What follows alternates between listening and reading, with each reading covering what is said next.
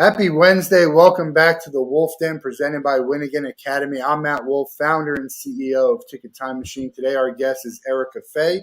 Welcome to the Wolff Den. How are you doing? Thanks, Matt. I'm doing great. How are you? Living the dream, as I like to say. I don't know whose dream it is, but it's got to be somebody's, right? Looks like you're living your dream. I'm You got living your my dream. podcast, I'm your living my ticket time machine. Yeah, I'm headed to conferences and an event, so it's all good. Nothing to complain about. That's Grandma awesome. said nobody cares anyway, right? Nobody's listening. I don't know I forget what she said. It's been a while. It's been a while, but well, good to have you on here. Excited to Thanks. chat about a lot of different things. But for the people in the audience who don't or listening, I don't know if anyone's in the audience right now, but they will be listening eventually, and they don't know who you are. Just give a quick introduction, and then let's get into it. Yeah, sounds good. So my name is Erika Fay, and I'm based in Chicago, Illinois. I'm native of Chicago, well, Oak Park, which is right outside of Chicago. But so yeah, basically, I've turned one thing that I was super passionate about in terms of supporting athletes and empowering them to eliminate the things that they feel like are holding them back so that they could show up powerfully in every aspect of their life. So that doesn't just mean on the field, but it means also in the relationships that they have, in their health. And I know sometimes the relationship with health can be a little fraught as athletes. And also the freedom in terms of time and money. But this whole evolution of my career kind of started from being an athlete myself and finding a next level when water polo ended for me at Purdue, kind of transitioning into something else. And that turned out to be endurance sports and things like that. And I always knew that I wanted to help people. So my master's degree is in marriage and family therapy, but then I went and got certified as a coach when I started working with a bunch of athletes and seeing that there was some additional needs that I wanted to support them in kind of bridging so they could kind of bridge the gap from where they are to where they really would love to be. Yeah, and there's a lot there that we're going to delve into all of that. I guess I really want to start with Chicago first. I was in Chicago not that long ago, and obviously everyone knows what happened the other day. Yeah. I went to a street festival when I was there. It's very common there this time of year. There's a ton of people there, and it's. I mean, where were you on July 4th? Yeah, I mean, yeah, it's heartbreaking. And just thankfully, I was in Chicago. Like I'm actually in the city. That was just a little bit north of the city. But I do have some clients that were impacted. I have a client who is one of her clients was actually at the parade, and unfortunately, her grandfather was killed. It's just heartbreaking. And obviously, there's way too much of this going on in our country. And yeah, I mean, I could go on and on about that. Yeah, but it's like I said, I got roasted on Twitter for making this comment. Someone, David Hogue, was a survivor of the Parkland shooting, very vocal and again, guns, government. I'm 99% agree with what he said, but he said, "Don't travel to the U.S. It's not safe to travel here." And I said, "Well, it is safe to travel here. The people were in the wrong place at the wrong time." Anything negative? He's like, "Well, we're supposed to be at July 4th summit. We're supposed to." I understand that, but that's just unfortunate that you're like at the wrong place at the wrong time. And Chicago gets a bad rap. It happens all the time. There's a lot of violence in Chicago. It's really some of it's outside of Chicago, and then a lot of it's like, hey, Chicago's a destination, right? People aren't even in Chicago. They're not from Chicago. They come to Chicago. So it's just it's a unfortunate. I think it's not even. It's way worse than unfortunate. Yeah, it's hard to. When I say it's an unfortunate situation, that makes it seem like it's like not a big deal.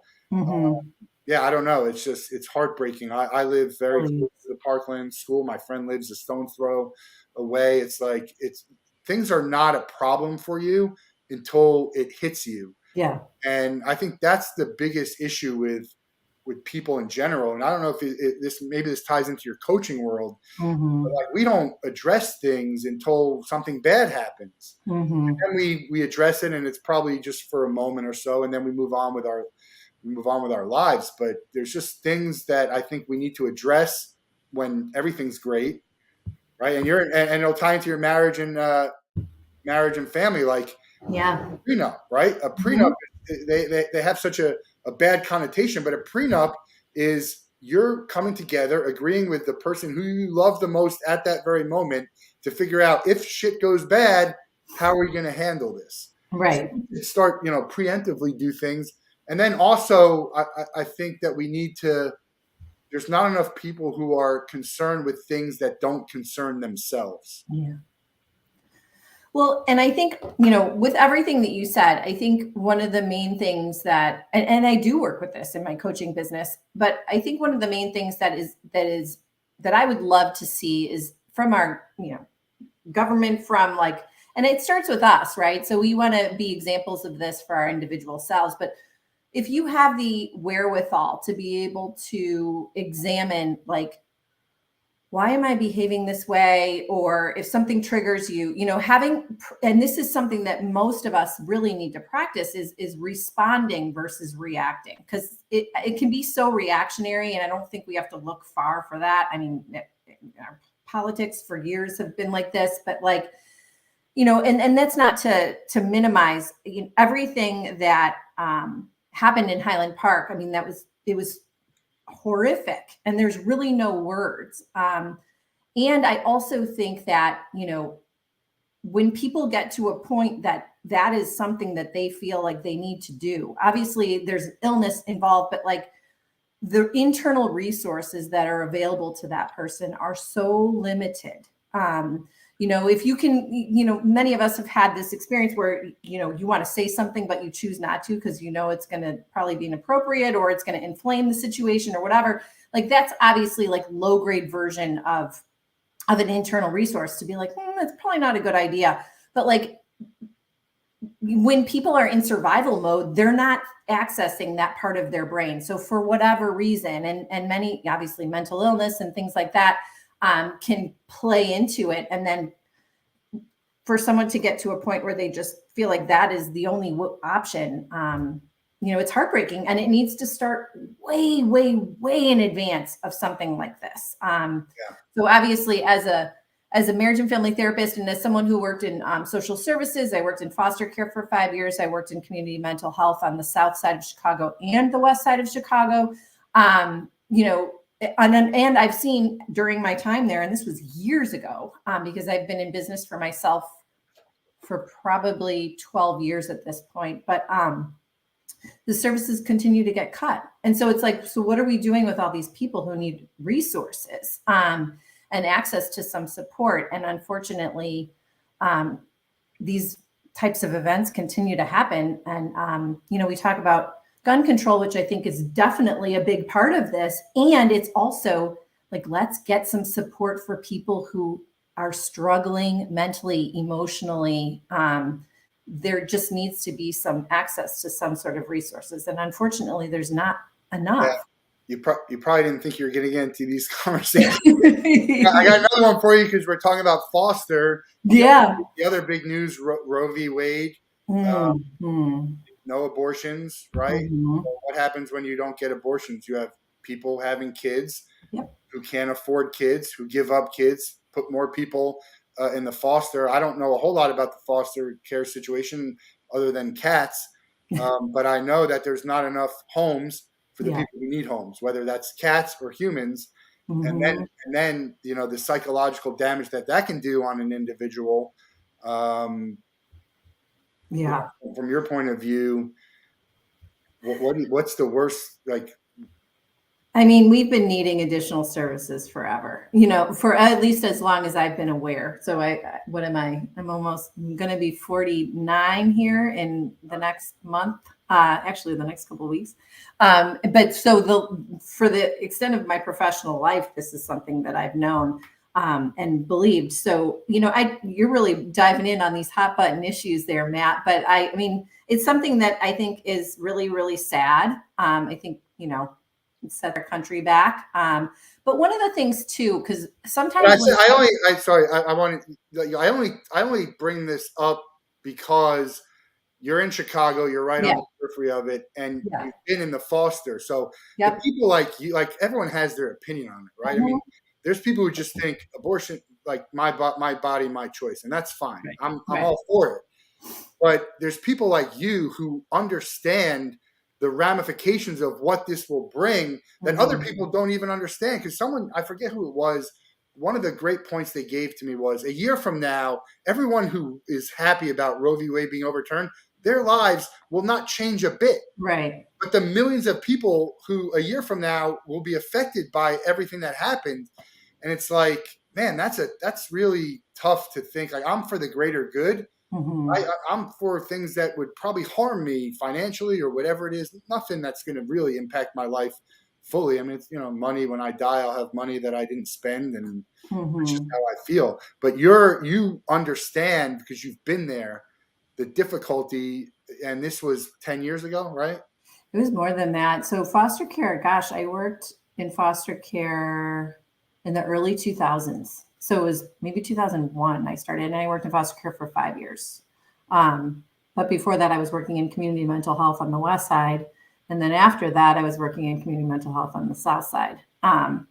So this is, it's definitely, and we can say that it doesn't impact our lives. And if we're in our little bubble, maybe it doesn't. But then stuff like this happens. And I'm not tying it all back to the foster care system, but it's just, again, it goes back to the resources and what's available to people, and having an opportunity to choose, or having an opportunity to plug in to resources.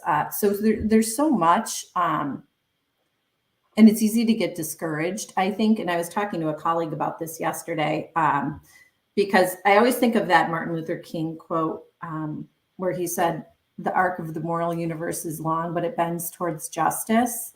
So sometimes, and I know this can be really hard to see as we're in it, but sometimes things need to come to the surface in order for them to be completely eliminated. So I think, a lot of stuff that maybe we didn't realize was happening in our country, clearly now we know. And, I would like to think this is an opportunity for a whole new paradigm, and a paradigm shift around supporting each other and looking out for each other and giving people options, and just kind of being more connected. I think a lot of it comes down to just feeling a connection with each other and with your community and with your, with the health of your neighborhood and all of that. And I think that's really hard to see. You just can't, you're not thinking like that if you're in survival mode. And so, that just shuts all that higher order thinking down. If someone's kind of thinking I might get shot, before I'm 30. I know that when I worked in foster care, many of my kids didn't have a plan because they didn't think they were going to be alive past 30. So, it's kind of like a different way to see the world. Yeah. And it needs people being more vocal, who the people like you have the experience in it, to, not, again, everyone, a lot of people vocal right from the start, and then you get the talking points on both sides, right? Yeah. You see it on social media. It's, but the people who actually have the experience, the people who understand the reality of what is going on, not just, again, talking points or whatever we can use, because there's plenty on both sides. Right. That can be used. But I think, I think just having those conversations and being able to have them, it's being able to have them with the people that you don't agree with, which is, there's very little. And I've invited people I've invited the NRA to come on. I mean, they were like, who the hell are you? Yeah. Fine. But I can tell you that the majority of the people who I know don't agree with what you're doing. So let's have a conversation. Yeah. And civilly to discuss it. Like even the people I talk to, all right, you want to go on CNN or you want to go on ESPN and you're well known? Great. Mm-hmm. People who are watching this, they already know what you have to say. They've heard it before. They agree with you. Mm-hmm. Let's bring your story to a new people who've never heard of you. I love that. And I think that's so important, because you're you're demonstrating a willingness to understand the perspective. You don't have to agree with it, but like that demonstration of a willingness to have a conversation and to hear and to try to understand. Most of the time, and this is something that, you know, goes back to like mental illness and people being in pain and acting out in horrific ways and things like that. Most of the time when you know someone's story, you can understand how they think what they think. So, you know, that bridges a lot of gaps, I think. And that's really, really powerful. So, you know, kudos to you. Keep on trying to start the conversation. Whether one person hears it or a million, I think it's helpful regardless. For sure. But hopefully, I believe I'm someone who deserves a bigger platform to share this stuff and connect people. And there's so many other people who deserve that bigger platform. And it's like, you know, I used the word this morning, these influencer schmucks who just keep getting rewarded for their bad behavior. And, you know, you keep seeing the same people saying the same thing and everyone's eating it up like, you know, who knows what. You are, I don't even know any other way to say it. You're a good person. You're a very good person. Thanks. Like what I can just tell by the stuff that you involve yourself in. And so the question is, at what point in your life did you know that you wanted to serve? Because we had a corporal in the Marine, like we wanted to serve. Like at what point in your life did you know, hey, I want to serve? Because you're doing marriage and family, you're doing foster. Like there's a very low percentage of people in this space who aren't good, compassionate people because there's so many other things you could do to steal a paycheck. Think about it like and there's some bad ones out there, registered nurses and doctors who are, you know, there's good money in it, so they'll do it, but they don't really care, right? Very few of that. But I can't imagine there's a lot of money in foster care and some of this other stuff. So when you choose to do that, it's obvious that you're it's something you believe strongly in, and I don't know what to say. It's just it's a characteristic of being a good person. How did you decide? When did you decide that you wanted to serve in that way? Yeah, I mean, I think for me, and again, this is all about like your paradigms and like what you believe and how you see the world. But I never wanted and this started from when I was a kid. And granted, I lived in like a middle class family, so I didn't have to worry about where my next meal was coming from. But I never wanted to make decisions based on how much money I was going to make. I wanted to do what I felt like I loved. And so one of the things that I loved when I was growing up was hearing my friends talk about their lives and their relationships and their families. And if someone had a problem with their relationship, I was all about wanting to hear about it and see if I could help as much as I could. So that was always kind of a thing that I had, like just growing up. I loved being the person who, if someone had a problem, they could come to me and talk to me about it. And so then I was kind of, when I was in, you know, when I was going to college, I was like, well, how can I parlay that into a career? Because I love that, you know? So then I was like, okay, so let's go into counseling. And then I found marriage and family therapy because I was more fascinated. And marriage and family therapists can treat the entire spectrum of mental health disorders, but they're the only licensed clinicians that you can be sure have been trained in couples therapy and family therapy. So I was just more fascinated in the relationship component, and I had always been. And so then when I was doing marriage and family, so in those different arrays, like we talked about the different settings that I was working in, it was heartbreaking. I will say after foster care, I had what clinicians call like secondary trauma. At some point, I started experiencing, like I would be laying down to go to sleep at night, experiencing things in my mind and in my body as if things were happening to me that my kids had talked about. So that was really hard. And so I did need a break. And that's actually why I stepped away after 5 years. But I also knew I wanted to stay because I love people. I love people, and I love like when the light goes on for people and like being witness to that. And I just, it's a big passion of mine. So people are the best and people are the worst. Yeah. It's hard to wrap your head around, right?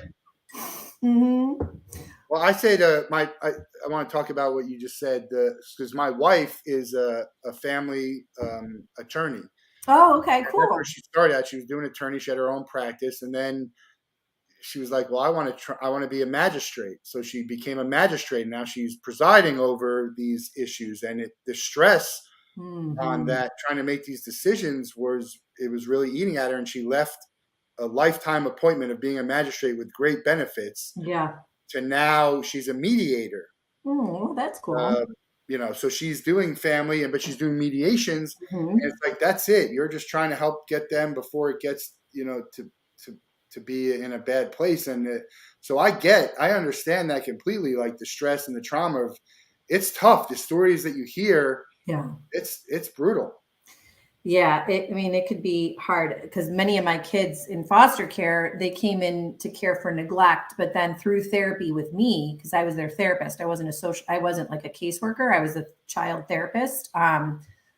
Through therapy, it would come out that they were sexually abused or something, so then I would go to court and testify. So yeah, there was a lot of, it was hard. It was really hard. Even for someone who goes through foster care and given up for adoption or any of that stuff, it's traumatic. Who never had anything bad happen to them. Right, it's still an experience that they have to deal with, and there's trauma to it. Absolutely. So yeah, and when, there's also brain science behind, when you are growing up, not having your basic needs met, or you're, having to fend for yourself, or you're being carted from home to home, your brain develops differently. Our brain is, and the good news is that our brain can develop new neural pathways. So as we evolve and as we decide that we want to, do something differently or change a pattern or whatever, we can do that. But, if you're in survival mode, like I said a while ago, like you're just not going to be thinking that way. Like, how can I make myself a better person? Or how can I regulate my emotions? I worked in a residential treatment center for adolescent boys, and there was one kid who was getting discharged, and he was a pretty big name in his gang in Chicago, and was an awesome leader on the unit. Kids looked up to him. And before he got discharged, he just went nutso. Like he started fights with people. I went into his room to talk to him, and I was like, what is going on with you, man? And he's like, Erika, everything that you guys are teaching, it works in residential treatment. It does not work on the streets. And he's like, I'm the provider I'm the man in my family. The kid was like 15. And I got to protect my mom and my sister. And so like, he was freaking out, because he's like, wait, I'm getting discharged and I'm going back into this area that I want to be in. It's my mom and my sister and my home. But like, the disconnect between like what he can actually use. And he was using his leadership skills quite brilliantly, because he was doing pretty well in the gang. But like, so it's interesting, because there's disconnects. But I don't know, I got on a tangent. It's like Shawshank too. It's like, one of the great speeches or parts is Morgan Freeman asked if he was rehabilitated, and and then what do you do when you go into the real world, when you've been used to, it doesn't have to be jail, it could be the foster home. It's like, it's you see a lot of it in movies and stuff, but it's a tough adjustment. And by the way, plenty of people with traditional families who are in worse situations than people who are like, parents who neglect them, way worse, even without abuse, but just, don't get the love and affection and care and attention that they need. So it's not easy. We take for granted that, I talked to I said this to my family, like, we take for granted that we're a family and that we talk. Because there's nothing that says I have to talk to my mom, my dad, my sister, my brother, my son. I know plenty of people who don't. It's unfortunate. It's one of those things where we really take advantage of, we just don't understand how lucky we are to have this, and what people would have to, even in the bad times, to have someone who loves them so unconditionally that they would, it doesn't seem like it but they're doing it for your good. Yeah, absolutely. And I think that goes back to, I'm sure everyone has heard about having a gratitude practice, and like, Oprah made it famous a number of years ago. Secret. But yeah. But like, the truth is, we always have something to be grateful for if we're breathing. And so And I think that's a shift in perspective too, to be able to start, because a lot of what I do with my clients is mindset and then health and then purpose and then performance. So it's kind of like a 4-pronged thing. But, is if we're just entering the day any kind of way based on what happened to us or, what we see on the news in the morning or whatever, like it can really set the tone for the remainder of the day. So like, part of what I think is really mastery in like living your life from a place that is empowered is deciding like I'm going to be, X, Y, and Z. So I set like to be statements in the morning versus, and I also have a to-do list. So it's not versus, it's and. Yeah, I got a to-do list too. Put it on sticky. Yeah. I also have Salesforce, so I have tasks that I got to do, but this there is you go. Yeah. But yeah, like, being grateful for everything that we do have, because we don't have to look far to get discouraged and, with everything happening. And I think, starting to kind of be the masters of our own mindset, that can really set the tone for, how your day evolves and, how your week evolves and then how your month and your year and your life. So, when you say, we take things for granted, there's so many opportunities for us to look around and, say, this is so good. And I'm so grateful for this. We had a guest on the Wolff Den. His name was Ryan Nurse, and you could watch the episode. He was a trauma victim, ended up in depression. And I said, how do you get out of it? Gratitude. That's how he got out of his deep depression. Like, I'm doing drugs and alcohol and I'm close to killing myself. Gratitude, which is crazy to me. Because I had the mental health issues, and I had no reason to not be all excited about life and grateful for all the stuff that I have, and I am. Every day I'm grateful for, but I in a million years I couldn't have just used that. And I encourage people to have that in their daily life, but it was a remarkable story of sounds really but cool. Also allow yourself to be sad and unhappy, and because that's the way we don't ignore what's going on out there, it's a tough balance. Absolutely. Yeah, it's kind of a both and, right? Like you want to give yourself some space to feel so that you can heal. Because if you're just suppressing everything, it's going to come up. Like we see this because there's so much acting out. That's so much repressed. And even if the repression leads to depression, because that's oftentimes, we turn like feelings that are about things that are going on in our external world internally, and then that kind of starts to build up and we feel terrible about who we are and that kind of thing. But having that like that practice of and Ryan's story sounds amazing, because I think gratitude can be misunderstood. I think there's a difference between like writing your gratitude list and being like, yep, I'm grateful for my bed, I'm grateful for my running water, I'm grateful for whatever, my coffee. But like feeling gratitude, like waiting until you can actually generate it in your body. That is where the magic happens. So, I think that there's a distinction there too, because we can say we're grateful, like, oh, thanks. But like, if you really feel the gratitude, that's like writing it on a board or saying it out loud. It's good. There's practice, there's value in it, but you got to believe in what you're doing. So it's more of a mindset than just an activity, I think. Yes. You've indulged me in the conversations that you probably didn't think you were going to have. Well, let's get to the start of where this all it did is your athletic career. Yeah. Water polo. How does one get into water polo? And you were a scholarship athlete at Purdue? No, actually it wasn't even so. Club. Yeah. So in high school, I was a swimmer, and I had a lot of experience with water polo. I knew the rules. I knew how it worked, like because I was dating a water polo player at the time. So I had watched gazillions of water polo games. But when I went to Purdue, since it was a D1 school, I didn't want to try to walk on because I also knew they were having 3-day practices. I was friends with the swimmer on the Purdue swim team, and I was kind of like, this is a little intense for college. So my friend and I, who were both swimmers in high school, we were like, well, why don't we see if we can start a water polo team? So we did some recruiting, and we started practicing with the guys' water polo team, which was very short-lived because it was clear they did not want us there. They were really mean. They were whipping balls at our heads and pulling us under the water. Because I don't know if you've ever seen a water polo game, but it's kind of pretty much a contact sport, and it can get kind of like under the water. There's a lot of stuff that goes on that sometimes you can't even see. But so we just like recruited a bunch of girls, and then one of the guys actually volunteered to coach us, and then we had a coach, and then we evolved to going to the tournaments around the Big Ten and that kind of thing. So it's cool because Purdue still has a water polo team, a women's water polo team today. But when we started, women's water polo wasn't even an Olympic sport.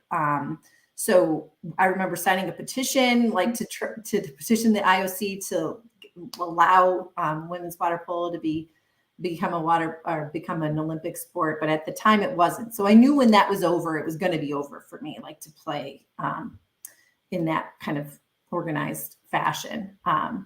So then I just was like, well, what's next? I was floating on my back in my last tournament and just like floating, looking up at the ceiling. And I'm like, okay, so that was it. And then, starting to think like, oh, this is kind of sad. But then I quickly pushed those feelings away. And I was like, okay, what's next? Because, I talk about letting yourself heal or feel to heal. But that was something that I didn't learn until much, much, much, much, much later. So I just started doing endurance sports. So I started doing marathons and did 2 Ironman triathlons. And then when I opened you did a full? Yeah.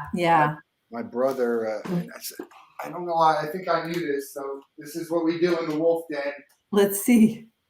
You do our show and tell when someone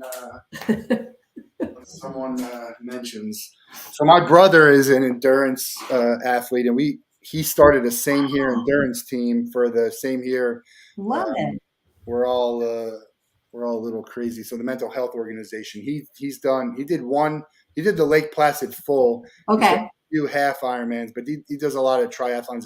His kids are big into the triathlons, and they're pretty good at it too. That's awesome.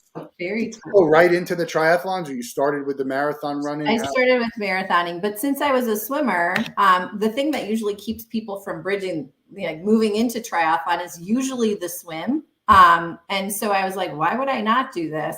So one of my friends was nice enough to loan me her bike for my very first triathlon. And then I got hooked and decided I wanted to keep trying the longer distances. So I did a half Ironman before I did my full. And then I did a couple of those and was like, do I want to do a full? And then I wound up doing Ironman. You got to do a full. If you do a half, you're going to be compelled to do. Yeah. This is speaking from someone from the sidelines. I have no desire to do any of that. I don't think I could do it because I didn't. With the training you could, but I won't have the discipline or the desire or any of that to go through that. Obviously, you have the swimming, some marathons. Swimming is your best leg. It is probably my most competitive leg. Like I can come out of the water really like close to the front. Then I lose some time on the bike and then kind of make it up a little bit again on the run. So swimming is probably my strongest leg. Are you done? No. So I haven't done an Ironman since 2011. Oh, wow. But they haven't changed. It's still the same, Yeah. It's still the same distance. But it's starting to roll around in my head a little bit again. So, for a while I was like, well, let me just focus on my business. And then I had my son 3 years ago. So, been focusing on other things, but I'm feeling the call again, actually starting to get the little nudges. The only thing that is tough, honestly, the race itself is awesome. It's like a huge celebration. And I would say the race is so much easier than the actual training. But the training is just long. It's like 10 months of a lot of swimming, biking, and running. Dude, we had an Ironman director on, and I talk to my brother all the time. The crazy thing about a full Ironman or even a half Ironman is that when you're training for it, you never do a full race. Yeah. It's crazy. So you have to you actually don't even know if you can do it. I mean, you can do it, but you don't actually know. You haven't physically done it, which is strange. That's the hardest thing. I'm talking about a mindset mentally. That was the hardest thing for me, because in swimming, I had this visualization technique down. Like I knew exactly, like my event was backstroke. I practiced it. I knew every second of the race.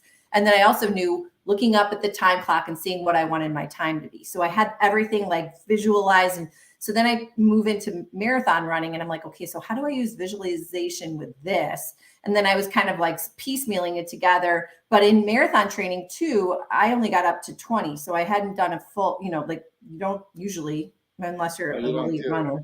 Yeah. So then with Ironman, that was like, I don't even know, but it was really helpful because I went and I got support with some mindset work for that. But yeah, I think that's the toughest piece. It's like, am I going to be able to finish this thing? How am I going to feel after, 2.4 miles of swimming, 112 miles of biking, and then starting a marathon? So, but it's true. I heard something brilliant, and I think that this is applicable to life too. And this was when I was training for my first Ironman. One of the guys was saying, just know in the race, like your feelings are going to come and they're going to go. You're going to have times where you feel awesome, and then that's not going to last. You're going to hit a wall and you're going to feel horrible. Mm-hmm. But then the awesome will come back. And so like that was so important for me to know going into a race like that, because, I think my first Ironman was like 13 hours and something. My second Ironman was like 12. But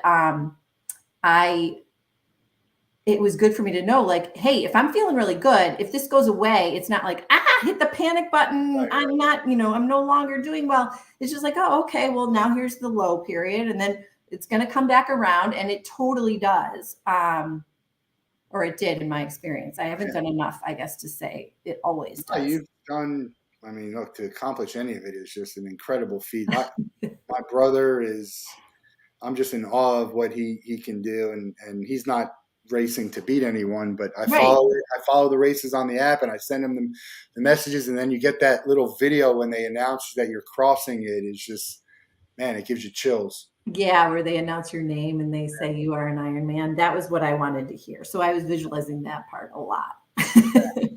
So the foster and all of that comes right from college, right? Yes. Yeah. I started working in foster care. Well, I worked in community mental health, and then actually I worked residential treatment first. And then I went and got my master's degree, and then worked in community mental health and then foster care and all of that from there. And then I started my private practice as I was working on the South Side in an outpatient mental health center that was actually in a hospital. So why did you decide to be a coach, and why athletes instead? There's value, and it's great a lot of people need help. And then also the question is, so why'd you start? Why athletes? And then how involved are you still in some of this other stuff that you were doing? Yeah, that's a good question. So honestly, I was burned out. I felt like I didn't have much more to give with the population that I was working with. And while I was actually in the process of opening my private practice, mental health centers around Chicago were shutting down. So my caseload was over 100 clients when I was working at the hospital. And I was just like, this is too much. And so like, I honestly was like, I don't think, because I went into mental health being like, I want to save the world. I want to, make sure everyone gets their needs met. And then like, as I started, getting more burned out and realizing like, I feel like I'm not making a difference. And these stories are so traumatic. And like, I started to notice, like, I can't help anybody if I'm 100% depleted, which I was, like having traumatic flashbacks that weren't mine, and like not being able to sleep and all of these things. So I had the dream always to open a private practice. I didn't know what kind of clients I wanted to serve or whatever, but I did know that I wanted to have a private practice where I was able to like plan my schedule and like, see clients that around time that felt good to me. So when I finally did that, it's funny. I don't know if it was because it was on my website that I was an athlete or what, but like I did get a lot of referrals from athletes and their spouses, and a lot of, and Chicago is obviously a big professional sports town, but a lot of athletes' wives were finding me. And then they would come to me for couples therapy. And I noticed as I was working with these this demographic of people, like spouses of athletes and athletes, at all different levels, not just the professional level, that there was a really nice synergy. And I don't know if it's the mindset or I don't know what, but I started to like get curious about that. And then the next thing that I started to notice was that there seemed to be a gap at that time in terms of services that athletes felt comfortable accessing, not only on the mental health side, but even on like transitioning away from sport and like that kind of thing. And so I wanted to help bridge the gap. And that's actually what led me to get certified as a coach. And then I started my coaching business to keep it separate from my therapy business because there's tons of ethics associated with therapy. And I just didn't want there to be any blurry lines between the two. I mean, the coaching is therapy in a sense. Therapy is, there's a lot of the circles. Yeah. I think there's definitely some overlap. One of the things that in the way that I've structured my coaching business so that it is very different than therapy is like, we have a curriculum that we're working with in coaching. And like, it's all about mindset, purpose, performance, like all of that is related to what we're focused on. And in my therapy business, it was more like, okay, so what's my client bringing me today? And obviously there was a treatment plan and treatment goals and things like that. But it wasn't as, there wasn't as much of a curriculum, really. There wasn't a curriculum at all. So yeah, so that's the difference there. An interesting thing is that like you're qualified, and I say this not in a bad way, you're qualified to be a therapist, right? Yeah. Not that you're not qualified to be a coach, but it's like there's a ton of coaches out there, right? Yes. And there's not like, and I even asked like, what makes you qualified to be a coach other than I took a course, which is different than becoming a therapist, which is like, if it was that easy, we'd all be one. Right. Yeah. Yeah, I know. I think, well, the certification process that I went through, I actually was really cautious about what program I selected because I wanted it to really resonate with me. And the program that I wound up going with was through the Brave Thinking Institute, which the thing that resonated with me, and this isn't going to resonate with everyone, but this is something that is kind of really important to how I live my life. And I wanted to be in integrity with how I run my business and also how I live my life, was that this program also had a spirituality component to it. And so that was something that I've seen in my therapy business, that those clients that I worked with who had some sort of faith, it didn't need to be a specific religion. It didn't need to be anything. What basically it needed to be is a belief that there's something larger and that there's a reason why you're here. And that piece always gave, what I saw in my clients in my therapy business, gave people way more access to resilience and just an awareness that there's more. And so I wanted that to be part of my coaching business. And I think especially with working with athletes, and I've struggled with this myself, even not being an elite athlete, obviously, not professional. This is, but I would argue the elite, you're an elite athlete. There's the percentage of people who can complete an Ironman is it's a very small number. Yeah, I guess that's true. Yeah. It's just not my profession, right? So, yeah, but I think, it's easy for us to identify ourselves in our whole identity as being an athlete. And if that ends, your world is completely shaking when that ends, because it does on some level. Like for me, I had just transitioned into something else, but I'm acting like the transition was super easy. It wasn't. Like I said, I pushed a lot of stuff down that came up later, but I think it's important to bring in the spirituality. Like there's a human experience that we have, and then there's also this access to something that we may not have any like logical understanding of, or we may have a framework for it, but just knowing, like I always work with my clients on, like the point of power within you is greater than anything you're facing. As long as you have breath, as long as you're walking this life, you have access to that point of power. And so I think that really helps in guiding athletes towards an understanding of what their larger purpose is, what their, it also helps with performance, because everything isn't tied to, what your stats are, or, if you win or lose or whatever. Depends on what they get into, but yeah, Yes. largely that's right. But it's interesting because you and I, did we meet in Tim's group or Mark's? Yeah, Tim's, but I saw you in Mark's too. Right. So with Mark's, you get a lot of these athlete transitions, and it's so, like, I don't remember when it started, but the transition became, not easier, but so much more of it and more options for people. Probably over the last 5 years, social media has helped that. But then it's like, as an athlete, am I transitioning and using myself as an athlete, and that's what I'm still going to use? Or am I, hey, I'm an athlete, but I'm going to get into, mortgages and there's a lot of that going on, and people are doing that because they realize they either have to do it, or they want to do it, or the time of being the athlete, and that's where my money is being made. Right. Is so much more of that now than it was. So it's a good time to be in that business. But there's also a lot of them.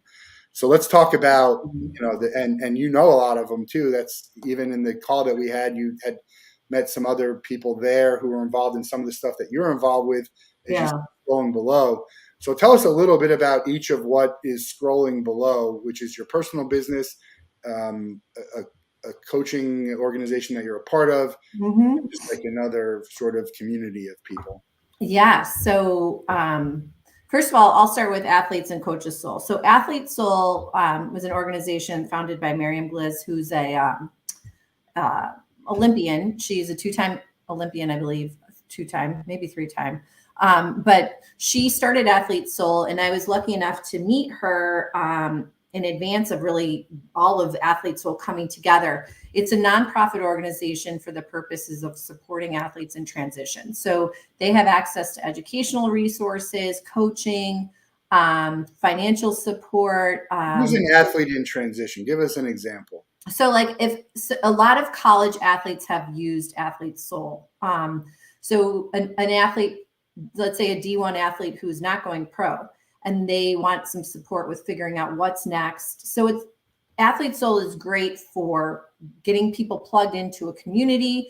They have like networking events for, athletes, and you don't have to be a collegiate athlete, but I think right now, many of the clients that have accessed Athlete Soul's services have been collegiate athletes. Yeah, that's probably the biggest number of athletes transitioning. The NCAA did a great job of explaining that. They had these commercials back in the day where they said 99% of all of our athletes are not going to become professional. And then they showed an athlete being a doctor, and they showed an athlete being a teacher. And that's probably because the athletes are like less than 1% of the population. Yeah, absolutely. So, and it's important too for like college athletes to have access to those resources. So, and Athlete Soul also supports professional athletes who have transitioned away too. But I think the bulk of them up until now has been college athletes. And then Coaches Soul is actually relatively new. And Miriam and Lee Povey have come together to create Coaches Soul, and I'm also a coach for Coaches Soul, where it's actually coaching for the coaches. Because we were chatting about how oftentimes coaches don't have access to resources that they need to support themselves. Oftentimes they haven't been trained to actually coach. So there's stuff on like, giving constructive feedback, and then also depending on the level of coach that you are, I know that there's a lot of, just in my experience with, working with athletes over the last 7 years, there's a lot of D1 coaches who are expected to do everything, all of the recruiting, all of the coaching, all of the, unless you're like on a big football team where you've got a bunch of staff, right. Many of these coaches are fried. So it's kind of nice to have resources. And that was, and Lee actually has been working with coaches for a number of years. So he really, I don't know if it was his idea or Miriam's, but they came together to create this opportunity for support for coaches. which is really exciting because it is relatively new. I think it's been about 3 or 4 months. So it's really new. So it's great to get the word out about Coach's Soul. And then my business, Maximum Achievement Coaching, I do individual and group coaching. And what it's all about is, like I said, kind of in the top of the call, is athletes who are feeling like they're not fulfilling their potential for whatever reason. It could be on the field, it could be off the field, feeling like something's missing. Supporting athletes in identifying those barriers to what they feel like is kind of holding them back or keeping them stuck, so that they can show up powerfully in every aspect of their lives. So we do a lot with mindset, purpose, and performance. So those are kind of the big things. And along with mindset and purpose, that's where the spirituality component comes in. Kind of tuning into, and everyone is the highest authority on what they've been placed here to do. But like many of my athletes, and I work with, I would say the majority of my clients are professional athletes. And those majority of them also have something that they want to do to give back. So it could be a profession that they choose to go into after they're done competing. I have an athlete who's got a brilliant idea for an app that she's starting to develop, even though she's still competing. And another athlete who's really passionate about, like, animal rescue and things like that. So it's, just having something else that lights you up in addition to your sport, and then bridging the gap. Like, okay, so here we are with what you've got going on in your life, and where do you want to be? Like crystal clarity around what that looks like. And then I support them in taking the steps and continuing to move forward in accomplishing that and turning that into the landscape of their reality. But I will also say, without the mindset, it doesn't really matter what the action steps are. So that's one of the main things that I love. I mean, like you said, they're doing it while they're still competing. So many people getting involved in this stuff, which is great. Yes. It's harder to do once you're done. And if you have an idea, you can do it a little bit, and then even just that's a good, really an opportunity to just dabble in something that you don't know you're going to like anyway. Totally. So let's see if I'm going to like that. Yes. I think it's great to see them do this. I noticed the word soul in both of these. Yeah. What's the significance of that? So that's Miriam's. She and I had talked in the beginning when she was developing her vision for the organization. I think that whole idea that you're way more than your athletic performance. You're way more than anything that you do. So just kind of accessing the soul place, like making sure that you feel like you're, on purpose, living with something that's meaningful to you. And then looping it back to my business too, I think, the beauty of, like you said, we kind of call it trying on possible futures. So you can leverage the platform that you have right now to really give yourself some opportunities and kind of dabble in, does this give me life? Does this not give me life? And, even with like trying on the idea of being a parent at some point, not obviously you can't really not do that once it's done, but like, just in your mind, like really going down that path. And there's like a whole system that I take my clients through to really try something on before they actually decide that they want to take action on it. What is the one piece of advice you can give to an athlete who's transitioning just here and now? You always have more resources inside you and available to you than you are aware of. It's all about awareness. And how about to coaches, people who might want to get into coaching? Make sure that you see your athlete as a full and complete human, not just an athlete. Kind of the holistic view of who you're working with. Good advice. What's going on in the background there? Give me something behind you that is like a memorabilia that you really love, or a book that you would recommend people read.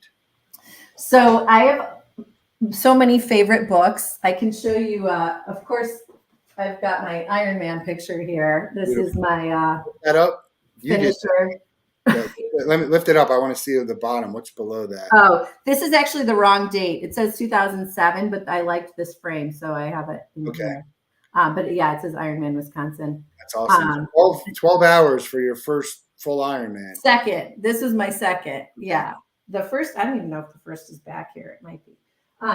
So there's that. And then I do some breath work with my clients.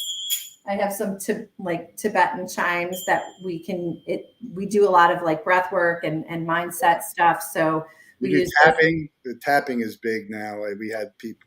Yes, I know. And, I had actually wanted to get into that. And for whatever reason, I didn't. But I think that there's a ton of value in it. So that is awesome. Yeah. Big fan of that. I'm actually just one book. Should just pull out randomly one book back there. And this one's a big one. The Optimist Creed by Christian D. Larson. Yes. So there, in the very beginning, there's 12 agreements to promise yourself. And I swear, if you live by these 12 things, your life is like resolutions. Like what's the punishment if you don't? That's the problem, right? Well, there's no punishment, but think about like optimists, like again, it's a perspective shift. So if we choose, like the first promise is to be so strong that nothing can disturb your peace of mind. Like think about that. What kind of impact would that have on your life? So, that's just an example of how powerful our mindset can How many of those 12 do you feel you're pretty good with? Oh gosh, I'm always a work in progress, Matt. What? We're all a work in progress. That's for sure. Yeah. I think, I like to keep these handy because I think they're really good reminders. Honestly, because also I have a little perfectionist piece that I'm reprogramming. I'd probably give myself like a 3 for all of them, but give me one that you feel you're lacking on that you would love to be able to do better, and we can. Okay, yeah, that's a good one. So to forget the mistakes of the past and press on to greater achievements in the future. Great. Right? Don't dwell in the past, learn from it. Don't dwell, learn. Don't forget, right? Yeah. Good one. But not continue to beat yourself up over it. Christian D. Larson. All right. Yeah. I'm not a big reader, but I got all these books that are on that I need to start reading. Are you going to write a book? Have you written a book? I have, yeah. So I collaborated with a bunch of other co-authors who are incredible athletes called Forever Athlete, which should be right here. Let me grab. Here it is. So yeah, this is a collaboration of a lot of athlete stories on how we were able to kind of find our passion and our purpose and our true identity post-sport. So everybody's story is different. Every chapter is with a different athlete. And you can get that on my website. Yeah, I got this. Bam. Forever Athlete. Do you think about writing one on your own? And your program is sort of like a book that's you're like there's chapters and pieces of your program. Is that on the table for you? Do you think it might be? I'm actually co-authoring another book with Athletes Soul, with a group of Athletes Soul collaborators. So yeah, I'm working on that chapter, but I have gotten the question several times. So now I'm wondering, like, maybe I'm supposed to write a book. Maybe I will someday. Oh, if you want to, if you got ideas, put it in on paper, and then who knows? It could be just helpful for you. It could be helpful for one person, many people. Maybe it'll eventually be helpful for the world. Absolutely. This thing off here, there we go. Well, we're gonna get you out of the Wolff Den with the same question we get everyone. We give them. You have 24 hours to spend with anyone in the world. They have to be alive, and you can't be related to them. Who would you choose, and what would you guys do? So you can't be related to them, and they have to be alive. Correct. Yeah, we narrow it down a little bit. Yeah. We narrow it down to alive because eventually we hope we can make it happen. If we have enough money and influence, we can make any of this happen. And then related, because too many people would just say, my family member. It's too easy. Right. So yeah, actually, I'm reading. Water.org was founded. Matt Damon made it popular, but really the whole way that they've structured that charity seems to be so forward thinking and so so different than everything else that I've heard about charities. So I would probably want to spend it with Matt Damon and going to see how they set up these different opportunities for these really people who are impoverished to have access to clean water. That'd be a great choice. I don't think he's been chosen before. Favorite Matt Damon movie? Oh gosh, The Bourne Supremacy. Okay, I'm a Good Will Hunting guy. One of my. Oh, that's so good. Yes, that's another good one. That one is he's on the list. Check out MaximumAchievementCoaching.com, AthleteSoul.org, CoachesSoul.com. It's been a great conversation. Thanks, as I figured it would be, but just really, I appreciate your insight on the tough topics and conversations, which is not everyone's willing to talk, but I think you're well equipped to have those conversations, and I encourage you and everyone else to speak up and have more of those conversations. That's the way we get stuff done. Absolutely. So check out the websites and look forward to seeing you at all these networking events that we are, and seeing what comes next for you. Yeah, thanks so much, Matt. It was such a pleasure to chat with you. We got one more episode tomorrow, and then we're off for a while I'm away for traveling. But have a great night, and we'll see you soon.